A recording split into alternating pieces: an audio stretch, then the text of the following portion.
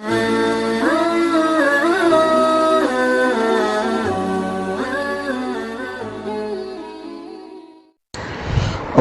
السلام ورحمۃ اللہ۔ جناب عالی، آپ نے یہ پوچھا ہے کہ آپ کے پختون برادری میں، پختون لوگوں میں، معاشرے میں میت کمیٹی بنائی جاتی ہیں اور وہ لوگ ماہانہ طور پر لوگوں سے پیسے جمع کرتے ہیں، اپنے برادری سے یا اپنے علاقے کے لوگوں سے یا اپنی کالونی کے لوگوں سے پیسے جمع کرتے ہیں۔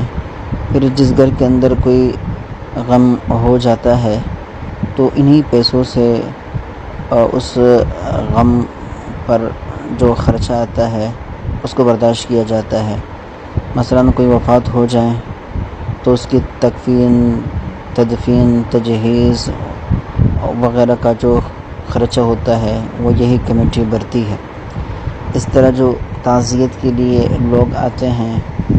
ان کو کھانا یہی فراہم کرتی ہے، اور اس طرح خود اس غم والے گھر میں جتنے بھی افراد ہوتے ہیں ان کے لیے 3 دن تک وہ مسلسل دعوت کرتی ہیں اور ان کا خرچہ برداشت کرتی ہے۔ آپ پوچھتے ہیں کہ شرعاً اس طرح کرنا درست ہے یا نہیں، تو جناب من اس حوالے سے یہ بات جان لیجئے کہ غمی اور خوشی میں ایک دوسرے کا ساتھ دینا یہ انسانی تقاضا ہے، اور پھر اسلامی معاشرے کے اندر یہ سارے کام انسانی ہمدردی کی بنیاد پر کیے جاتے رہے ہیں اور ہمیں اس کا حکم دیا گیا ہے۔ آج سے 20-25 سال قبل جب ان کمیٹیوں کا رواج نہیں تھا تو لوگ ایک دوسرے کی تعزیت میں بھی شرکت کیا کرتے تھے، غمی خوشی میں شریک ہوتے تھے،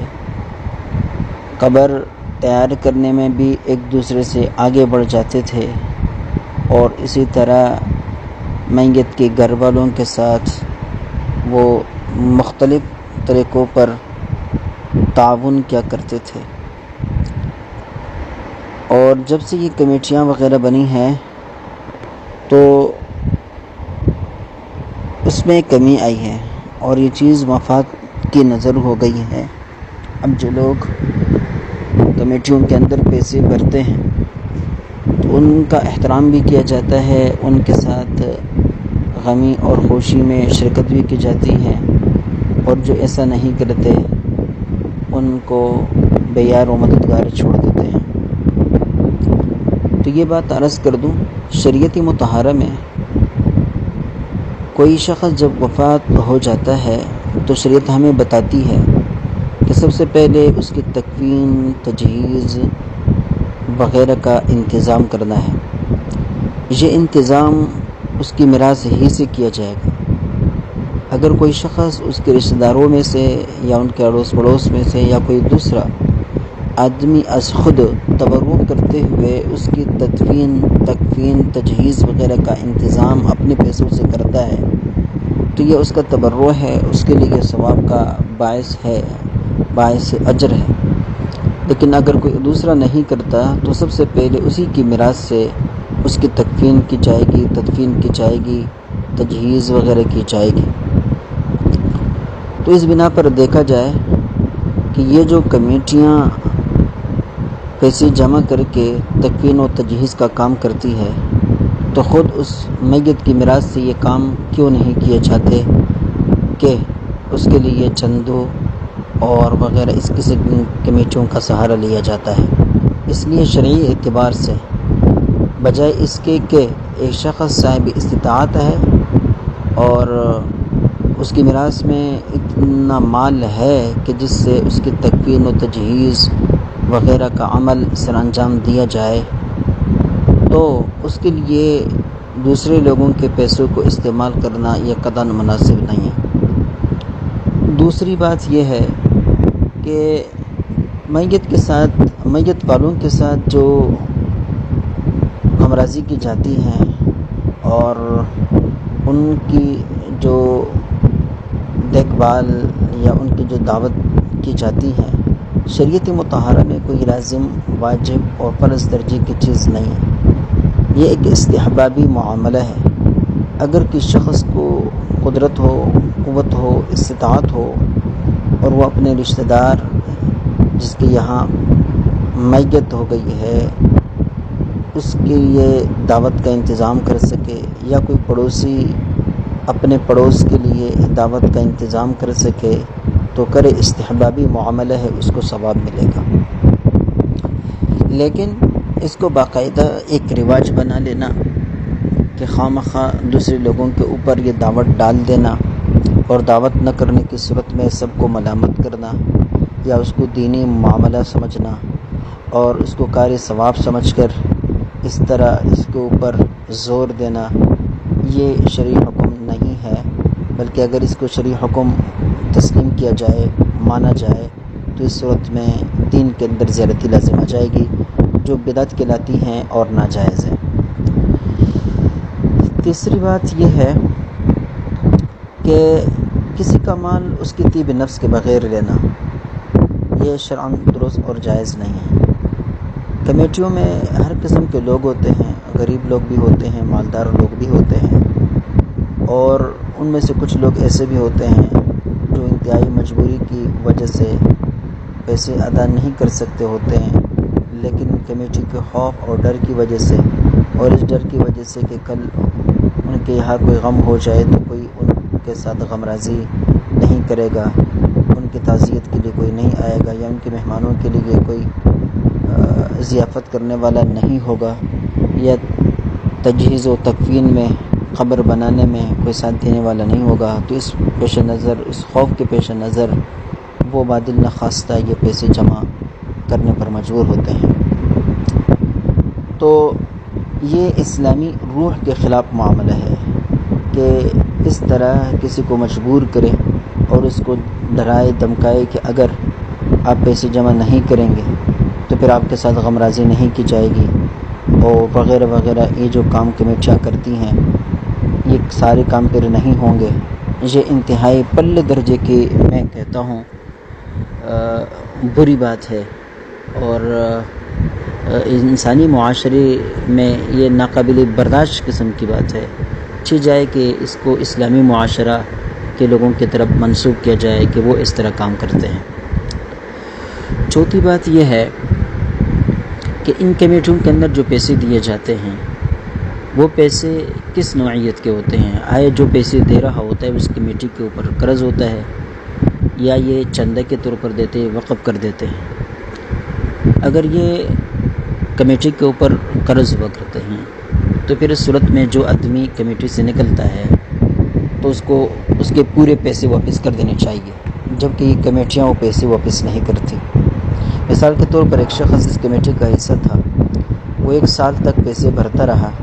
پھر اس نے گھر تبدیل کیا، جگہ تبدیل کر دی اور وہ کہیں اور چلا گیا،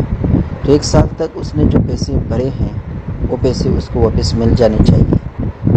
اگر نہیں دیں گے تو یہ کمیٹی گنہگار بنے گی، اور جن جن لوگوں نے ان پیسوں کو استعمال کیا وہ سارے کے سارے وہ ناجائز پیسوں کے استعمال کرنے کی وجہ سے گنہگار بنیں گے، جبکہ ان کو پتہ ہو کہ ایک آدمی ہم میں سے نکل گیا ہے اور اس کے پیسے ہمارے اس فنڈ کے اندر موجود ہیں۔ اور دوسری قباحت اس کے اندر یہ ہے کہ ایک شخص نے پیسے کم جمع کر دیے اور اس کی جو غمرازی میں اس کا جو خرچہ آیا وہ زیادہ آیا، تو گویا کہ کم پیسوں کے بدلے میں اس کو زیادہ منافع ملا، اور تو چونکہ وہ قرض ہے، قرض پر زیادہ پیسے لینا قطعاً درست اور جائز نہیں ہے، اس وجہ سے بھی یہاں یہ صورت جائز نہیں بیٹھتی۔ اور اگر اس کو وقف قرار دے دیا جائے، چندہ قرار دے دیا جائے، تو پھر وقف میں اور چندے میں یا صدقے میں انسان کی اپنی مرضی ہوتی ہے، وہ جتنا دینا چاہے اتنا دے سکتا ہے، اس کو کسی خاص مقدار پر مجبور نہیں کیا جا سکتا، یا کسی خاص وقت کے اندر چندہ دہی کے اوپر اس کو مجبور نہیں کیا جا سکتا کہ آپ نے 1 مہینے کے اندر اتنے دینے ہیں اور خواہ دینے ہیں وغیرہ وغیرہ، اس طرح مجبور نہیں کیا جا سکتا۔ اور دوسری بات یہ کہ وقف فنڈ کے لیے پہلے سے موجود کوئی ایسی چیز ہونی چاہیے جو ایسا فنڈ ہونا چاہیے، کوئی ایسی چیز ہونی چاہیے جو استعمال میں نہ آئے بلکہ وہ ٹھہرا رہے اور وہ استعمال کبھی نہ کیا جائے۔ تو ان کمیٹیوں کے اندر ایسا کوئی تصور نہیں ہوتا، بلکہ جو بھی پیسہ آتا ہے وہ یہ کمیٹیوں والے مختلف لوگوں کے غموں میں وغیرہ میں خرچ کرتے رہتے ہیں۔ ان کے پاس کوئی وقف فنڈ ہمیشہ کے لیے ایسا جمع نہیں رہتا جن کے اندر یہ کسی قسم کا کوئی تصرف نہ کرتے ہو، تو اس کو آپ وقف بھی نہیں قرار دے سکتے۔ یہ چندہ بھی نہیں ہے، یعنی صدقہ والی صورت بھی نہیں بنتی، قرض والی صورت ہی بنتی ہے، اور قرض والی صورت میں یہ برائیاں جو بیان کر دی گئی ہے وہ اس کے اندر موجود ہیں۔ اس وجہ سے یہ کمیٹیاں جو ہے یہ شرعاً درست اور جائز نہیں ہیں، ان کے اندر پیسے جمع کرنا بھی درست اور جائز نہیں ہے۔ اس کے بجائے آپ ایک انجمن بنا لیں، اور انجمن عام طور پر اس طرح بنا لیں، لوگوں کو دعوت دیں کہ ہمارا یہ انجمن اس مقصد کی خاطر بن رہی ہے، اور عام چندہ کریں۔ جو لوگ اپنے بس کے مطابق جتنا چندہ دے سکے وہ دیں، اور اس انجمن کے ساتھ تعاون کریں۔ اور انجمن کے مقاصد میں سے یہ ہو کہ اس علاقے کے اندر جو بھی میت ہو جائے، جو بھی غم ہو یا خوشی ہو، تو غم والوں کے ساتھ یا خوشی والوں کے ساتھ اگر وہ مستحق ہو تو ان کے ساتھ تعاون کیا جائے گا۔ اب وہ غم والا خود اس کمیٹی کا یا اس انجمن کا حصہ ہو یا نہ ہو، وہ پیسے دیتا ہو یا نہ دیتا ہو، کم دیتا ہو یا زیادہ دیتا ہو، وہ اس کی مرضی پر ہو، اور پھر بھی ان کے ساتھ جو ہے پیسے نہ دینے کی وجہ سے ایسا نہ ہو کہ ان کے ساتھ پھر تعاون نہ کیا جائے۔ تو اگر اس قسم کی انجمن بنائی جائے تو پھر تو درست ہے، اور موجودہ جتنی بھی صورتیں ہیں جہاں تک میں جانتا ہوں یہ تمام صورتیں جو پائی جاتی ہیں یہ شرعاً درست اور جائز نہیں ہیں۔ اس بارے میں ایک بات اور بھی بیان کرنے سے رہ گئی، اور وہ یہ کہ یہ جو کمیٹیوں کی طرف سے دعوتیں ہوتی ہیں، یہ دعوتیں پھر مہمان ہو وہ بھی کہتا ہے، بالکل ساتھ کا پڑوسی ہو وہ بھی کہتا ہے، اور جو ہے ہمیشہ ساتھ رہنے والے عام آدمی ہوں وہ بھی کہتے ہیں، جو تعزیت کے لیے آئے ہوئے ہوتے ہیں وہ بھی کہتے ہیں، جو تعزیت کے لیے نہیں آئے ہوئے ہوتے ویسے آئے ہوئے ہوتے ہیں وہ بھی کہتے ہیں۔ جبکہ شرعی حکم اس بارے میں یہ ہے کہ دور دراز کے علاقوں سے آنے والے لوگوں کے لیے کھانے پینے کا بندوبست کر دیا جائے،